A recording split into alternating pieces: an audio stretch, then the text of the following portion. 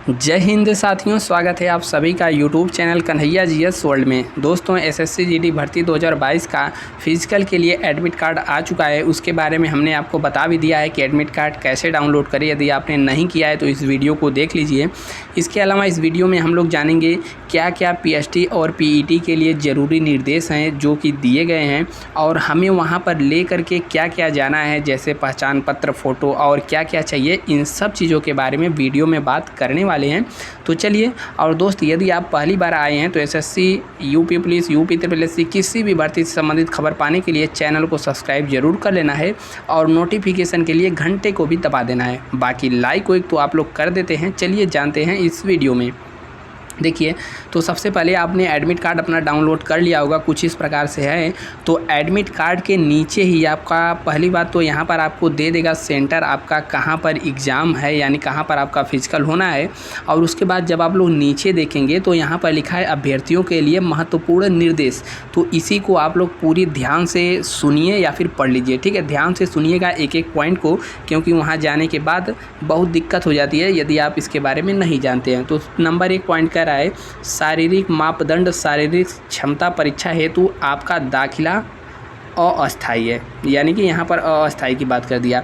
दूसरे नंबर का यह महत्वपूर्ण है, देखिएगा, परीक्षा विज्ञप्ति में प्रकाशित अभ्यर्थियों के लिए जारी महत्वपूर्ण निर्देश के अनुसार शारीरिक मापदंड, शारीरिक क्षमता परीक्षा में हाइट और चेस्ट में छूट हेतु पात्र उम्मीदवारों को परीक्षा के समय अपने दावे के संबंध में छूट संबंधित दस्तावेज जांच हेतु अनिवार्य लाना है। यानी कि आप पहाड़ी एरिया से हैं या फिर आपको किसी भी प्रकार से यदि आपने फॉर्म भरते समय उसमें छूट अप्लाई किया है तो उसका जो सर्टिफिकेट है आपको लेकर जाना है। उसके अलावा साथ ही अनिवार्य दस्तावेजों का एक स्व हस्ताक्षरित छाया प्रति फोटोस्टेट भी ले जाना सुनिश्चित करें। यह पाए जाने पर कि आपकी पात्रता किसी शर्त को पूरा नहीं करती है तो आपकी उम्मीदवारिता रद्द कर दी जाएगी, इसके विरुद्ध कार्रवाई की जाएगी। इसका मतलब है जो आप फोटोकॉपी ले जाएंगे दस्तावेज़ का, उसके पीछे आपको साइन भी करना है। यही इसमें कह रहा है, ज़्यादा इसमें देखिए। तीसरा नंबर का पॉइंट कह रहा है शारीरिक मापदंड यानी कि पीएचटी पीईटी के लिए अपना प्रवेश पत्र लाना अति आवश्यक है। नंबर 1 पॉइंट, आपको अपना प्रवेश पत्र ले जाना है। उम्मीदवारों को शारीरिक मापदंड, शारीरिक क्षमता हेतु लिए प्रवेश पत्र में उल्लेखित केंद्र पर ही प्रवेश पत्र, यानी कि आपको जहां आपका सेंटर है वहीं पर जाना है, आपको किसी अन्य केंद्र पर नहीं जाना है। और इसमें किसी भी प्रकार से परिवर्तन का विचार नहीं किया जाएगा। यदि आप गलती से दूसरे सेंटर पर पहुंच गए या फिर दूसरे दिन जा रहे हैं, यहाँ पर ऐसे कुछ नहीं दिखा है। आपको एडमिट कार्ड लेकर के अपने सेंटर पर ही जाना है। Number 1 point. चौथा नंबर कह रहा है अभ्यर्थियों को अपने परीक्षा केंद्र में अपनी पहचान की फ़ोटो कम से कम एक साक्ष्य, जैसे ड्राइविंग लाइसेंस, यहाँ पर आपको एक आईडी ले जाना है, जैसे ड्राइविंग लाइसेंस हो गया, या फिर यहाँ पर मतदाता कार्ड हो गया, आधार कार्ड, पैन कार्ड, स्कूल व कॉलेज द्वारा जारी परिचय पत्र में से कोई एक मूल रूप से अपने साथ लाना अनिवार्य होगा, अन्यथा परीक्षा केंद्र में प्रवेश नहीं दिया जाएगा। यानी कि आपको एक ओरिजिनल आईडी लेकर जानी है। यदि आपके पास एक से अधिक है तो उसका भी लेते जाइएगा, साथ ही में फ़ोटोकॉपी भी ले जाना है। अगला कह रहा है पॉइंट यहाँ पर शारीरिक, यानी कि पीएचटी पीईटी में शामिल होने वाले अभ्यर्थियों को सलाह दी जाती है कि वे शारीरिक मापदंड जांच हेतु विस्तृत कर्मचारी चयन आयोग एसएससी की वेबसाइट पर देख सकते हैं। देखिए, छठा पॉइंट कह रहा है यहाँ पर अभ्यर्थियों को सलाह दी जाती है कि कोई भी कीमती सामान जैसे मोबाइल फ़ोन, सेलुलर फ़ोन और यहाँ पर आईपैड, लैपटॉप आदि परीक्षा केंद्र पे न लाएं। इनके गुम होने की अवस्था में परीक्षा की परीक्षा संचालक वहाँ की कोई जिम्मेदारी नहीं होगी, साथ ही वहाँ रखने की कोई भी सुविधा नहीं होगी। ठीक है, तो यहाँ पर कह रहा है कि आपको कुछ लाना नहीं है, लेकिन ऐसा नहीं है। वहाँ पर बहुत बने रहते हैं अगल बगल, वहाँ पर आप इसको जमा भी कर सकते हैं और कोई सेंटर में वहीं पर भी रखने की व्यवस्था होती है। ठीक है, नेक्स्ट पॉइंट यहाँ पर देखेंगे, कह रहा 7वें नंबर का पीएचटी और पीईटी परीक्षा के दौरान अभ्यर्थियों को बाएं अंगूठे की छाप निकाला जाएगा।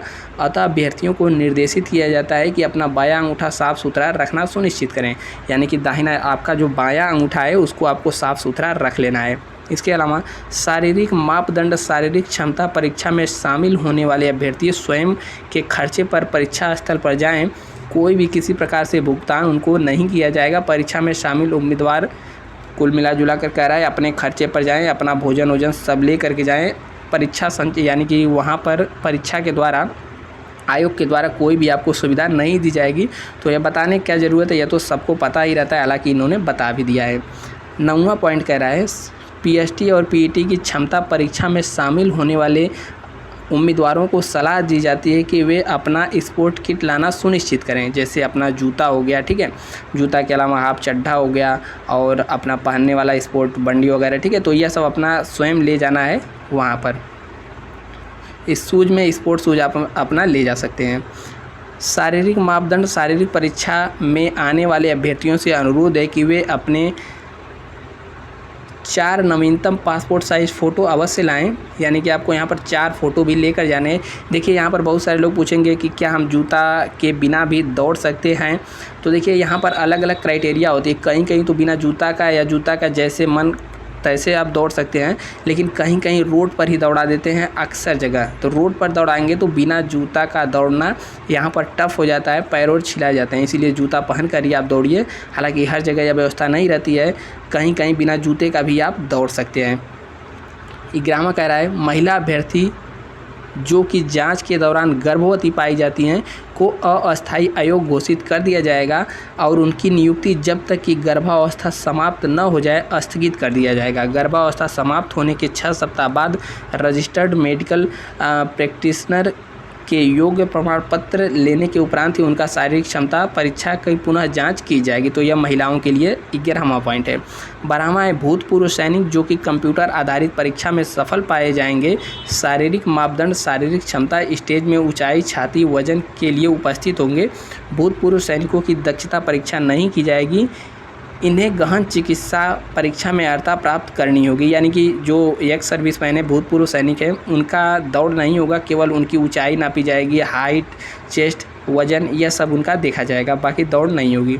13वां कह रहा है यह अभ्यर्थी प्रति है इसको संभाल कर रखें जब तक अंतिम परिणाम न निकले।